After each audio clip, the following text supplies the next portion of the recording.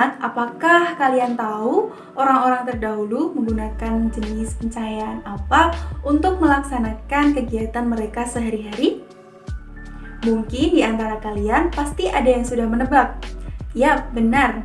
Ada lilin, ada lampu pijar yang menggunakan minyak tanah, ada juga obor, dan juga ada beberapa yang menggunakan Petromax.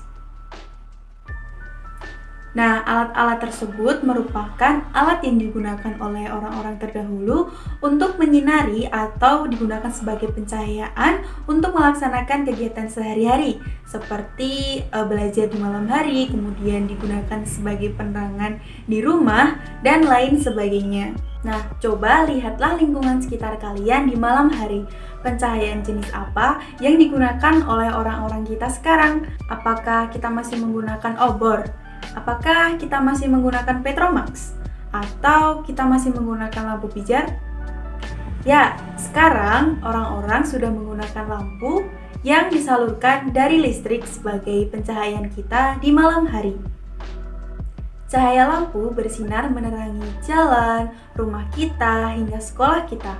Listrik telah mengubah wajah dunia, tapi tahukah anak-anak siapa penemu listrik?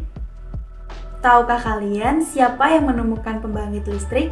Dan bagaimana caranya agar listrik dapat sampai ke rumah-rumah dan menerangi kita melalui cahaya lampu? Apakah ada yang tahu? Untuk mengetahui jawabannya, yuk kita simak penjelasan dari Bu Arifa berikut ini. Nah anak-anak, mari kita bersama-sama membaca teks bacaan berjudul Listrik Pengubah Wajah Dunia. Mari kita baca bersama-sama. Listrik pengubah wajah dunia. Listrik telah membawa banyak perubahan dalam kehidupan masyarakat di dunia. Michael Faraday adalah tokoh penemu arus listrik. Faraday lahir pada tahun 1791 di Newington, Inggris. Ia berasal dari keluarga miskin dan hanya sebentar merasakan pendidikan di sekolah. Dengan perjuangan keras dan semangat pantang menyerah, ia akhirnya berhasil membuat alat sederhana pertama yang dapat menghasilkan gelombang elektromagnetik. Nah anak-anak, tahukah kalian bagaimana cara listrik dapat sampai ke rumah kita?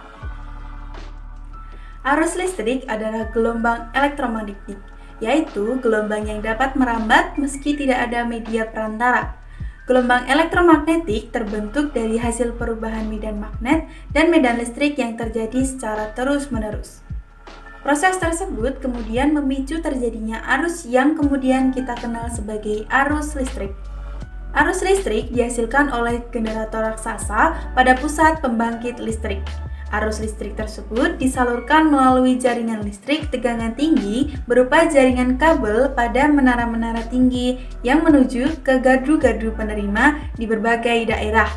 Nah, dari gardu-gardu penerima, arus listrik kemudian disalurkan ke rumah penduduk dan berbagai tempat yang memerlukan. Arus listrik yang diterima di rumah kemudian disalurkan melalui rangkaian kabel listrik di dalam rumah.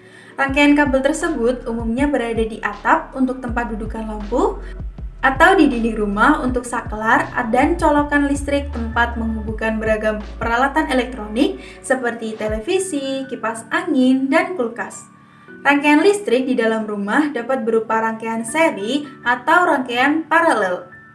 Rangkaian seri dan paralel merupakan jenis-jenis rangkaian yang dipakai untuk menyambungkan dua ataupun lebih komponen listrik sehingga menjadi satu kesatuan utuh.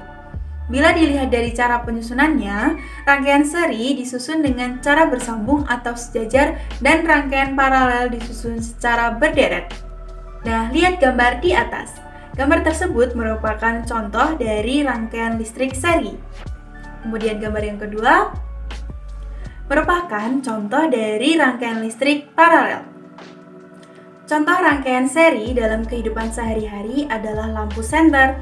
Rangkaian yang disusun seri pada lampu senter adalah baterai, karena hanya terdapat satu lampu pada senter. Hal tersebut yang menyebabkan lampu senter menyala sangat terang, namun baterainya cepat habis. Rangkaian seri dan paralel juga bisa ditemui pada lampu-lampu di rumah. Betapa penting peranan listrik bagi kehidupan manusia. Tanpa listrik, tentunya kita akan mendapatkan banyak kesulitan dalam mengerjakan aktivitas sehari-hari. Namun demikian, kita juga harus tetap bijaksana menggunakan listrik dalam kehidupan sehari-hari. Nah, sekarang waktunya anak-anak mengerjakan tugas dari bacaan yang telah kita baca bersama-sama tadi, yaitu teks bacaan berjudul Listrik, Pengubah Wajah Dunia. Kerjakan tugasnya dengan baik ya. Anak-anak dapat mengerjakan di buku kalian masing-masing. Kerjakan dengan baik dan ingat, ditulis dengan rapi. Semangat!